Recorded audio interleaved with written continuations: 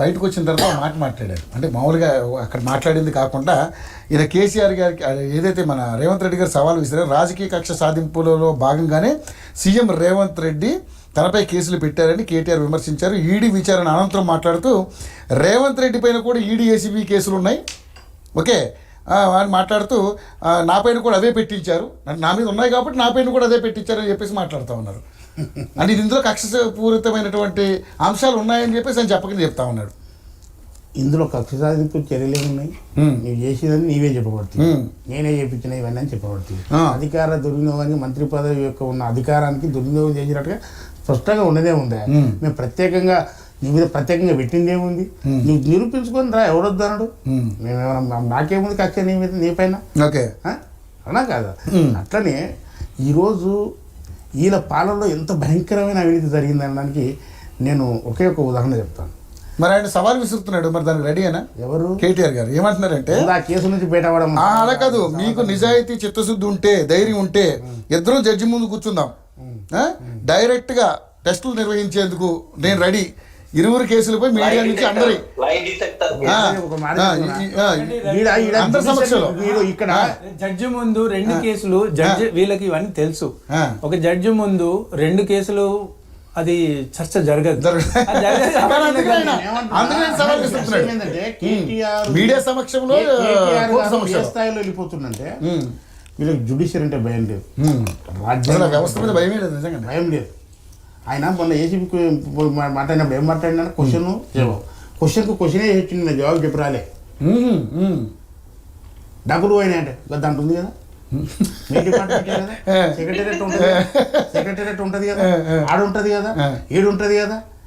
నీవెందుకు పెరగని కొంది, నీవేం చేసిన ముఖ్యమంత్రి ఉండి, రెవెన్యూ శాఖ మంత్రి ఉండి నీవేం బిగిరిగా, నువ్వు మున్సిపల్ శాఖ మంత్రి ఉండి ఈ తదంగా చేసిన వారే కదా నేను పిలిచింది, లేకపోతే ఎవరు లేడా నిన్నెందుకు పిలిచినాడికి?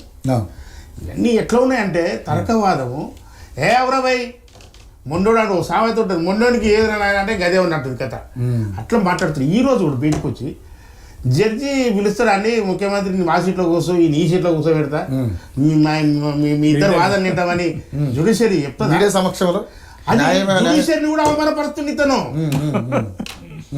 నక్సలైట్ ప్రజాకోటి పెట్టినట్టు ప్రజాకోటి పెడతాను రా, అసెంబ్లీ ముందర ప్రజాకోటి పెడతాం, ఇక కూర్చుంటే అటుపక్క ఇటుపక్క తమాషా తెలుస్తుంది. ఇక ఇంత జ్యుడిషియరీ లెక్క లేదు, పోలీసు లెక్క లేదు, ఏది లెక్క లేకుండా క్రమశిక్షణ రహితంగా ఇతడు మాట్లాడుతున్నాడు. నిజంగా చెప్తున్నా, రాజ్యాంగ పద్ధతిలో మనిషి మెసులుకోవాలి, జీవించాలి. కానీ దాన్ని అతిక్రమించి మాట్లాడడం, ఇష్టం వచ్చినట్టుగా ఇష్టానుసారంగా మాట్లాడడం అనేది అది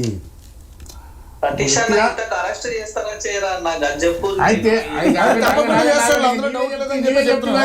5 అంశాలు చెప్తే మొత్తానికి పుస్తకం తెలిసి ముందర పెడితే ఇంకా వాడు ఊరుకుంటాడా? నీవు ₹1 తీసుకోలేదు బాయ్, కానీ నువ్వు రూల్స్ పాటించలేదు అని తీసుకోపోతాడు. కాదన్నా, ఇప్పుడు కేటీఆర్ బయటకు వచ్చి ఆ మాట్లాడిన మాటలు చూస్తే మళ్ళీ డౌట్ వస్తుంది, మీ మీద కేసు ఉంది కాబట్టి నా మీద పెట్టిన. అరే మా ముఖ్యమంత్రి గారు అయిన తర్వాత పెట్టిన ఎప్పటి నుంచో ఉన్నాయి అవి, అది కోర్టులో నడుస్తూనే ఉన్నాయి కదా కేసులు. అప్పుడు వాళ్ళ అధికారంలో ఉన్నప్పుడు పెట్టినందుకు ఇప్పుడు మీరు అధికారం, అది తప్పది. నీవు నిజాయితీ పడడం అయితే నిజాయితీ పెట్టినా. ఇప్పుడు ఇక్కడ కవితమ్మ కూడా ఇట్లే మాట్లాడింది భారతీయ జనతా పార్టీ మీద, అవునా కదా? ఇప్పుడు భారతీయ జనతా పార్టీ కారణమా చెప్పు కవిత నడుసు గానికి? ఈరోజు అరవింద్ కేజ్రీవాల్ గారిని మళ్ళీ సిసోడియా గారిని మళ్ళీ విచారణకు పిలుస్తున్నారు. భారతీయ జనతా పార్టీ హోంశాఖ చెప్పింది కదా పిలవన్నారని, ఇప్పుడు ఎలక్షన్ ప్రచారం నడుతుందా? ఇక నీకు ప్రచారం విచారం ఉండొద్దురా భయ్, నువ్వు రాయడికి దీని చుట్టూ తిరుగుతాడని చెప్పేసి ఇప్పుడు కేంద్రం చేస్తుందో చెప్పు. సతీష్ రేవంత్ రెడ్డి సాప్ ఏమన్నాడు? నేను ఏమంటుంది, రెండు శాఖలకు నేనే మంత్రిని, ఒక్కటి ఇప్పుడు ఉన్నటువంటి మున్సిపల్ అండ్ అర్బన్ శాఖ మంత్రి నేనే, తర్వాత ఈ పోలీసుల ఎంక్వైరీకి సంబంధించి హోం శాఖ మంత్రిని కూడా 2 శాఖలు